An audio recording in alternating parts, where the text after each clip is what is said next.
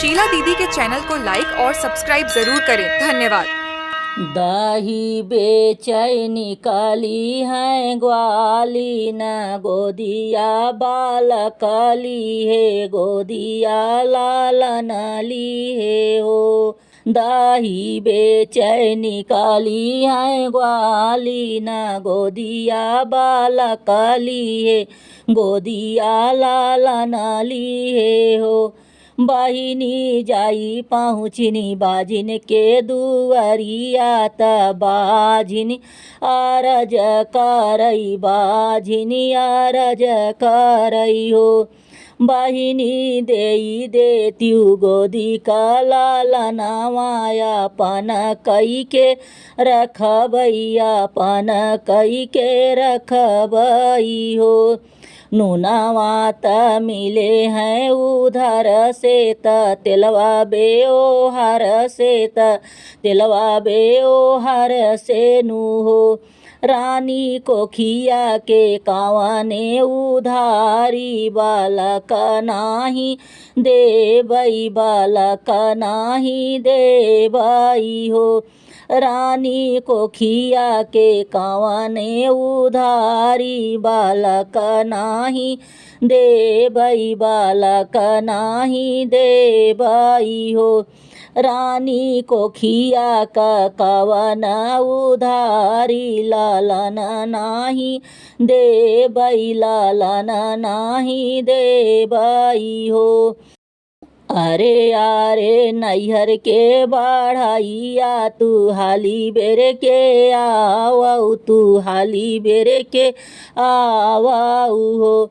भैया काठे का गढ़ी द पुतरिया आंगनवा दुलर बई आंगनवा खेलाई बाई हो।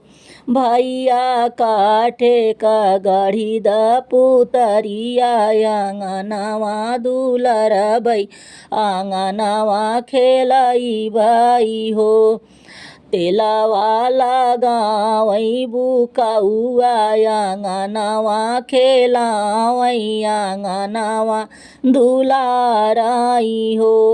तेलवा लगावई बुकाउआ आंगनवा खेलावई आंगनवा दुलाराई हो।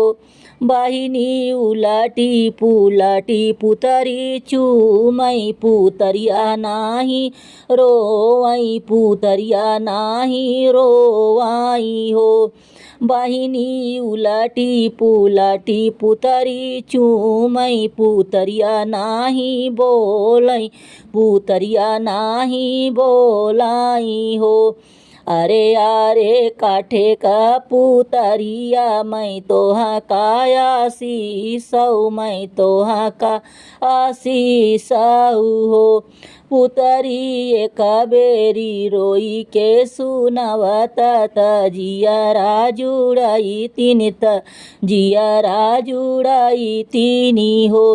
पुतरी एक बेरी हंसी के देखवत त बाझिन का नाम छूटत बाझिन का नाम छूटती हो।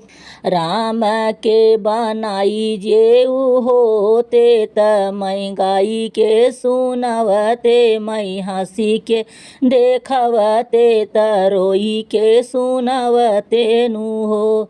राम के बनाई जेऊ होते त गाई के सुनवते त हंसी के देखवते त रोई के सुनवते न्यू हो।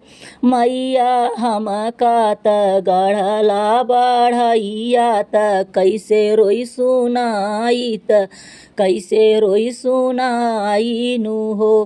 मैया हम का त गढ़ला बढ़ैया त कैसे हंसी देखाई त कैसे हंसी देखाई नु हो। आंगने में ठाड़ भाईनी रानी तया चरा पसारी सुसकी सुसुकी रोवई हो।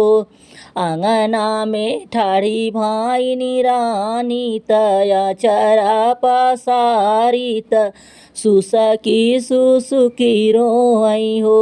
पुतरी अब ऐसन जतन बतावा लालन मुख देखती हो।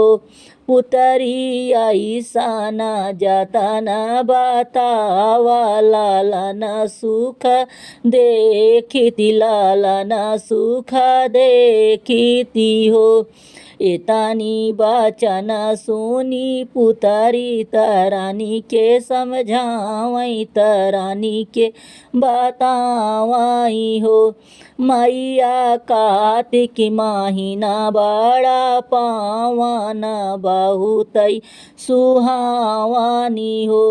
मैया भोरे उठी जल्दी नहायु तुलसी पैया लागियु तुलसी पैया लागियु हो। तुलसी जे जलवा चढ़ायु दिया नवा जलायु दिया नवा जलायु हो।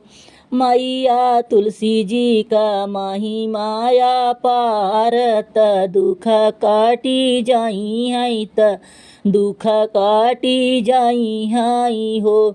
मैया तुलसी जी का महिमाया पार गोदी भारी जाई है त गोदी लाल खेली है हो। मैया तुलसी जी का महिमाया पार त गोदी भारी जाई है त लाल गोदी खेली है हो।